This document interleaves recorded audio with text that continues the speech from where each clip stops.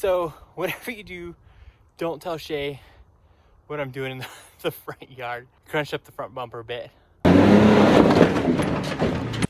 What's up, guys? I want to welcome you to the first official part one of how to off-road, how to get into overlanding, how to get into the whole rock crawling scene, whatever you want to do. So let's go ahead and get started.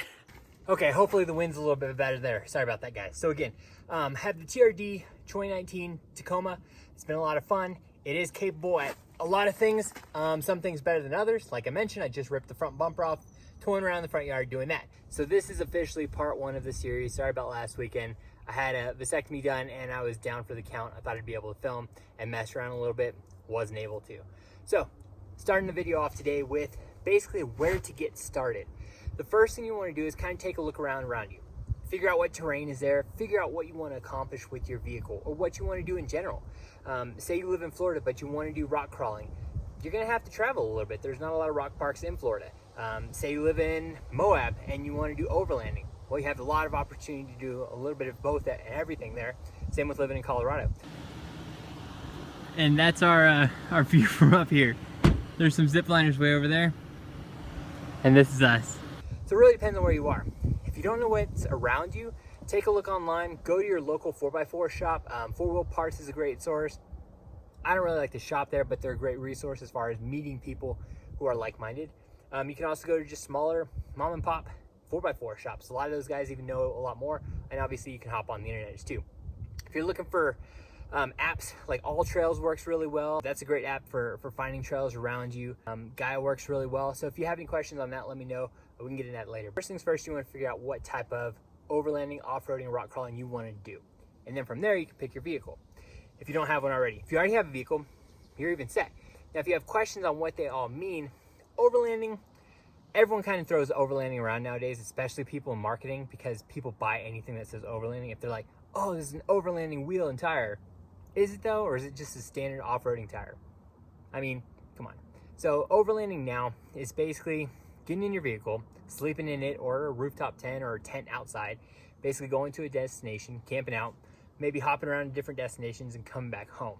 Your main goal is to explore, see things, see different trails, and get to a destination that may just be a beautiful terrain, and kind of go from there. Off-roading can be anything. If you go off the main road, you're off-roading. So that term can kind of be thrown around as well. Rock crawling from there can get a little bit more technical. You can rock crawl in a Tacoma, in an FJ, in a 4Runner. You can rock crawl on pretty much anything, but some have more limitations than others. So it really depends on how technical you want to get. If you don't want to get too technical, you don't need anything hardcore. For example, when you buy a Jeep, you're paying for a rig that's designed to be technical as far as the geometry and the drivetrain and everything, and you're not really paying for comfort and luxury.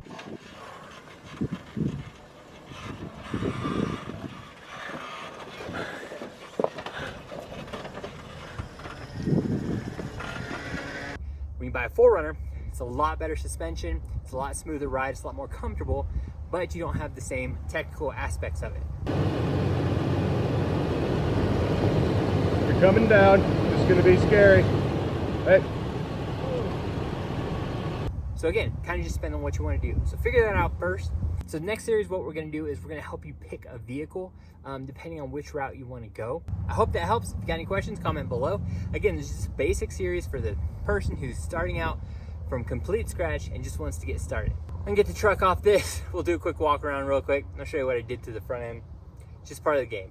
That moment when you realize you might turn that lease into an ownership. So my initial goal was to just kind of get a good shot, and then it turned into an obstacle because I freaking couldn't climb up this for some reason. Well, I know why, but it was just giving me trouble. But ended up having to stack a bunch of rocks, but I got it up there, hit a little bit in the back, but nothing too crazy. And then got it up there on this side. This is why it's good to always have a spotter. I didn't realize I was crunching up this side of the bumper, but I think it was gonna happen anyways.